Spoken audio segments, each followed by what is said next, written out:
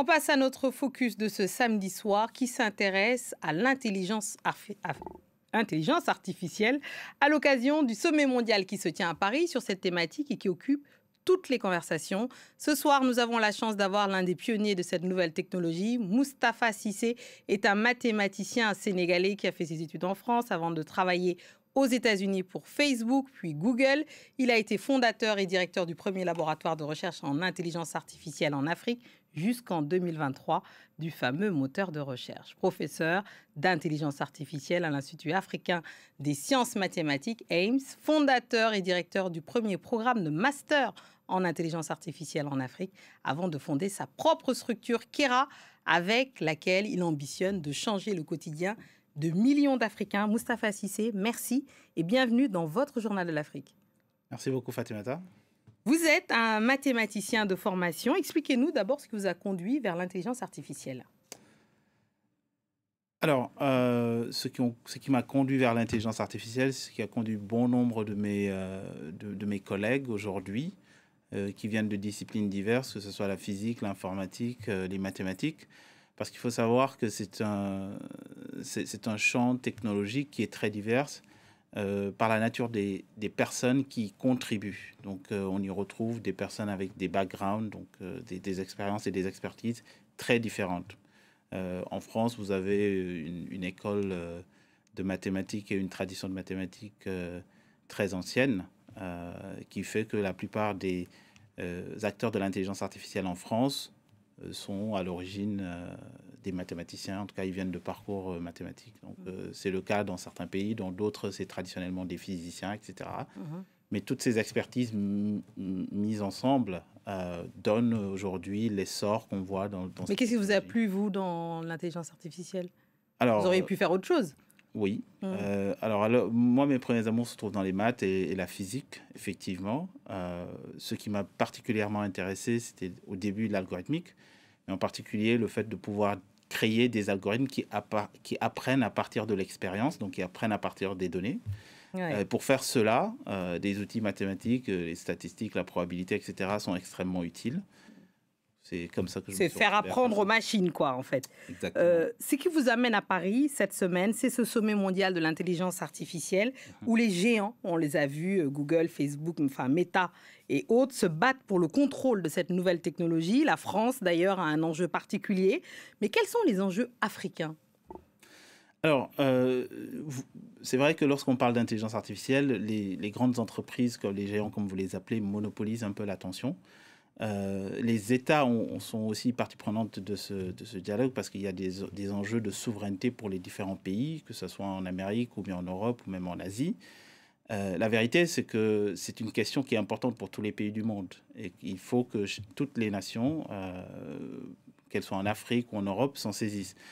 Ce qui est important pour l'Afrique, c'est que cette technologie ne soit pas une technologie pour laquelle on ne sera que consommateur. Il faut qu'on contribue à la création de la technologie et qu'on l'utilise pour résoudre des problèmes qui nous sont propres et qui sont les plus importants dans nos pays.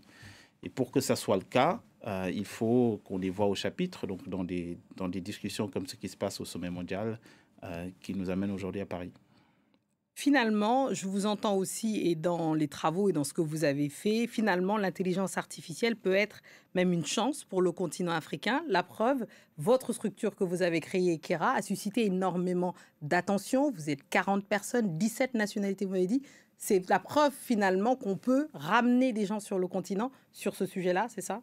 Absolument. Nous pensons, notre conviction est faite que la technologie ne peut pas être détachée de l'environnement dans lequel elle est créée. Nous créons des technologies à base d'intelligence artificielle pour résoudre un des problèmes les plus importants que nous avons en Afrique, en particulier au Sénégal, qui est celui de la santé. Je dis tout le temps que nous avons un peu moins de 10 médecins pour 100 000 habitants. Pour améliorer ce ratio, il faudrait faire en sorte que la population de soignants croît plus vite que la population elle-même, ce qui est impossible étant donné les statistiques actuelles. Donc les seuls moyens, c'est d'utiliser la technologie pour augmenter les soignants et faire en sorte qu'ils aient les outils nécessaires pour améliorer l'accès. Eh bien, venons-en au fait, cette application que vous avez créée avec votre structure Kera pour répondre précisément à ce défi de la santé de la population qui croît énormément, beaucoup plus vite que le nombre de praticiens. Expliquez-nous comment ça fonctionne. Alors, nous avons Soura, créé ça. une plateforme aujourd'hui, au sein de Kera, nous avons créé une plateforme qui s'appelle Soura, qui permet d'améliorer l'accessibilité à des soins de santé sous forme d'une couverture santé. Donc aujourd'hui, n'importe quelle personne qui souscrit à nos services peut directement, à partir de son téléphone, avoir accès à une couverture de santé qui lui permet, sans papier, d'aller dans n'importe quelle structure de santé du pays et de recevoir les soins dont ils ont besoin. C'est extrêmement important parce que jusqu'à présent, c'est un milieu qui est géré par des acteurs classiques où vous pouvez vous rendre dans des structures qui sont dans les réseaux de ces acteurs, ce qui est très limité. Lorsque vous sortez de Dakar ou de Thiès, l'accès est quasi inexistant. Donc aujourd'hui, sur la quasi-totalité du Sénégal, nous permettons aux gens d'avoir accès à des soins de santé. Et plus le nombre de personnes utilisant cette plateforme augmente, plus les coûts qui permettent cet accès-là vont baisser. Donc nous sommes en pleine croissance et nous sommes contents de pouvoir réaliser tout ce travail-là avec des ingénieurs, des chercheurs du monde entier. Vous l'avez dit tout à l'heure, on est une quarantaine de personnes, mais de 17 nationalités différentes. Nous avons aujourd'hui des Européens, des Africains qui viennent de partout pour travailler à Dakar sur notre plateforme et pour rendre la santé plus accessible. On a entendu donc cette application, c'est un service qui est payant. Derrière, il y a des vrais médecins, c'est-à-dire qu'en fait, l'intelligence artificielle a travaillé. Vous m'avez expliqué, essayez de m'expliquer, alors on va expliquer au grand public. Ça veut dire que le modèle mathématique derrière a intégré des données qu'on ne voit même pas ailleurs finalement. Alors, ce que ça permet de faire, c'est que ça permet de rapprocher ceux qui ont besoin des soins avec ceux qui les donnent. Nous ne donnons pas les soins, mais nous rendons cet accès possible. Et par conséquent, nous améliorons l'inclusion pour tout ce qui concerne la santé. De la même façon qu'il y a 10 ans, toutes les applications de mobile money ont amélioré l'inclusion financière. Absolument. Aujourd'hui, si vous voulez une couverture de santé et que vous viviez à Kédougou, par exemple, il vous est impossible d'avoir une couverture de santé pour la simple raison que les réseaux des structures de couverture de santé ne sont pas étendues jusqu'à cette zone. Oui. Nous couvrons l'ensemble du territoire national et ce qui nous permet de le faire aujourd'hui, c'est l'inclusion de des algorithmes d'intelligence artificielle, de la carte sanitaire du Sénégal. Et ça améliore l'accessibilité, mais ça permet aussi de baisser les coûts. Oui.